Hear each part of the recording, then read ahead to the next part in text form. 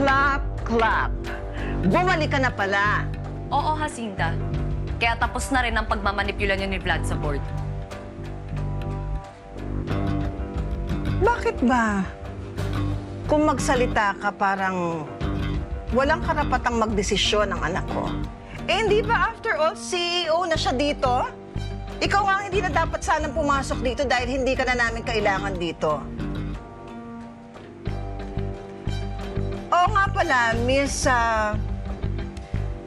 Vera Alonzo.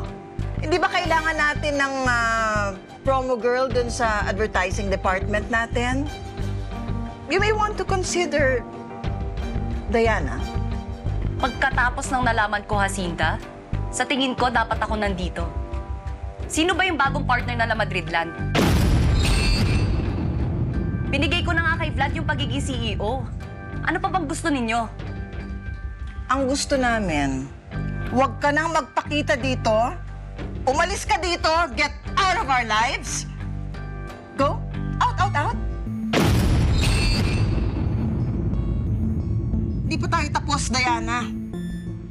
Baka naman nakakalimutan mo yung kapatid mong reporter. May sinampang kaso sa akin.